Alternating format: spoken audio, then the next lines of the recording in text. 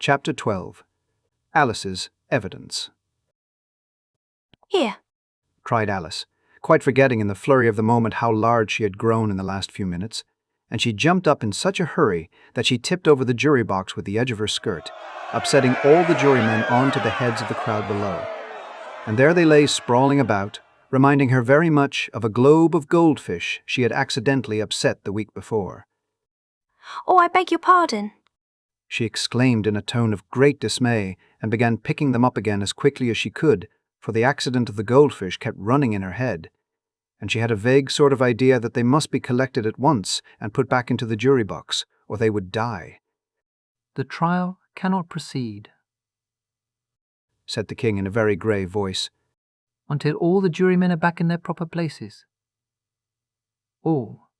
he repeated with great emphasis, looking hard at Alice as he said so. Alice looked at the jury box and saw that, in her haste, she had put the lizard in head downwards, and the poor little thing was waving its tail about in a melancholy way, being quite unable to move. She soon got it out again and put it right. "Not that it signifies much. She said to herself. I should think it would be quite as much use in the trial one way up as the other." As soon as the jury had a little recovered from the shock of being upset, and their slates and pencils had been found and handed back to them, they set to work very diligently to write out a history of the accident, all except the lizard, who seemed too much overcome to do anything but sit with its mouth open, gazing up into the roof of the court. "What do you know about this business?" The king said to Alice. "Nothing." Said Alice. "Nothing whatever?" Persisted the king. "Nothing whatever." Said Alice. "That's very important." The king said, turning to the jury. They were just beginning to write this down on their slates when the White Rabbit interrupted. "Unimportant, Your Majesty means, of course," he said, in a very respectful tone, but frowning and making faces at him as he spoke. "Unimportant, of course, I meant," the king hastily said, and went on to himself in an undertone. "Important, unimportant, unimportant, important." As if he were trying which word sounded best. Some of the jury wrote it down important and some unimportant. Alice could see this as she was near enough to look over their slates. "But it doesn't matter a bit," she thought to herself. At this moment, the king, who had been for some time busily writing in his notebook, cackled out, "Silence!" and read out from his book, "Rule 42. All persons more than a mile high to leave the court." Everybody looked at Alice. "I'm not a mile high." Said Alice. "You are," Said the king. "Nearly 2 miles high." Added the queen. "Well, I shan't go, at any rate." Said Alice. "Besides, that's not a regular rule. You invented it just now." "It's the oldest rule in the book." Said the king. "Then it ought to be number 1. Said Alice. The king turned pale and shut his notebook hastily. "Consider your verdict," he said to the jury in a low, trembling voice.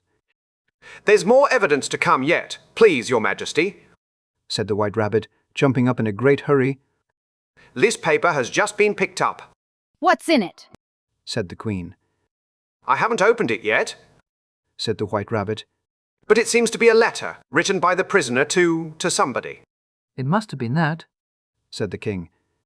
unless it was written to nobody, which isn't usual, you know." Who is it directed to? Said one of the jurymen. "It isn't directed at all. Said the White Rabbit. In fact, there's nothing written on the outside. He unfolded the paper as he spoke and added, It isn't a letter after all, it's a set of verses." Are they in the prisoner's handwriting? asked another of the jurymen. "No, they're not. Said the White Rabbit. And that's the queerest thing about it." The jury all looked puzzled.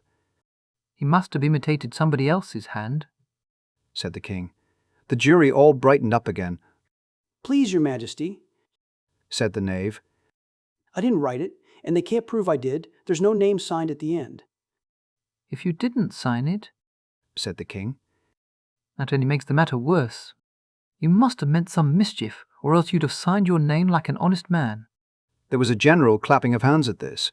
It was the first really clever thing the king had said that day. That proves his guilt. said the Queen. It proves nothing of the sort. Said Alice. Why, you don't even know what they're about. Breed them. Said the King. The White Rabbit put on his spectacles. Where shall I begin, please, Your Majesty? He asked. Begin at the beginning, The King said gravely. and go on till you come to the end. Then stop. These were the verses the White Rabbit read. They told me you had been to her, and mentioned me to him. She gave me a good character, but said I could not swim. He sent them word I had not gone. We know it to be true. If she should push the matter on, what would become of you? I gave her 1, they gave him 2. You gave us 3 or more. They all returned from him to you, though they were mine before. If I or she should chance to be involved in this affair, he trusts to you to set them free. Exactly as we were. My notion was that you had been, before she had this fit, an obstacle that came between him and ourselves and it. Don't let him know she liked them best, for this must ever be a secret kept from all the rest between yourself and me. That's the most important piece of evidence we've heard yet. Said the King, rubbing his hands. So, now, let the jury. If any one of them can explain it. Said Alice. She had grown so large in the last few minutes that she wasn't a bit afraid of interrupting him. I'll give him 6pence. I don't believe there's an atom of meaning in it. The jury all wrote down on their slates, "She doesn't believe there's an atom of meaning in it," but none of them attempted to explain the paper. If there's no meaning in it, Said the King. that saves a world of trouble, you know, as we needn't try to find any. And yet I don't know. He went on, spreading out the verses on his knee and looking at them with one eye. I seem to see some meaning in them after all. Said I could not swim. You can't swim, can you? He added, turning to the knave. The knave shook his head sadly. Do I look like it? He said, which he certainly did not, being made entirely of cardboard. All right, so far? Said the King, and he went on muttering over the verses to himself. We know it to be true. That's the jury, of course. I gave her 1, they gave him 2. Why, that must be what he did with the tarts, you know. But it goes on. They all returned from him to you. Said Alice. Why, there they are. Said the King triumphantly, pointing to the tarts on the table. Nothing can be clearer than that. Then again, before she had this fit. You never had fits, my dear, I think? He said to the Queen. Never! Said the Queen furiously, throwing an inkstand at the lizard as she spoke.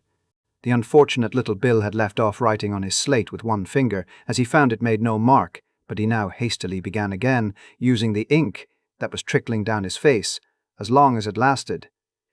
Then the words, "Don't fit you," said the King, looking round the court with a smile. There was a dead silence. "It's a pun." The King added in an offended tone, and everybody laughed. Let the jury consider their verdict. The King said, for about the 20th time that day. No, no!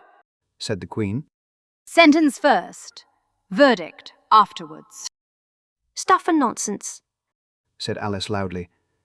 The idea of having the sentence first. Hold your tongue! Said the Queen, turning purple. I won't. Said Alice. Off with her head! The Queen shouted at the top of her voice. Nobody moved. Who cares for you? Said Alice. She had grown to her full size by this time. You're nothing but a pack of cards. At this, the whole pack rose up into the air and came flying down upon her. Hey! Ugh! She gave a little scream, half of fright and half of anger, and tried to beat them off, and found herself lying on the bank, with her head in the lap of her sister, who was gently brushing away some dead leaves that had fluttered down from the trees upon her face. Wake up, Alice dear, Said her sister. Why, what a long sleep you've had. Oh, I've had such a curious dream. Said Alice, and she told her sister, as well as she could remember them, all these strange adventures of hers that you have just been reading about, and when she had finished, her sister kissed her and said, It was a curious dream, dear, certainly, but now run into your tea, it's getting late.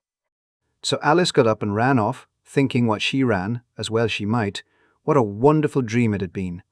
But her sister sat still just as she left her, leaning her head on her hand, watching the setting sun, and thinking of little Alice and all her wonderful adventures, till she too began dreaming after a fashion.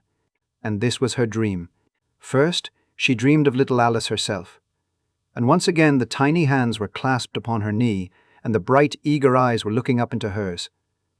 She could hear the very tones of her voice, and see that queer little toss of her head to keep back the wandering hair that would always get into her eyes.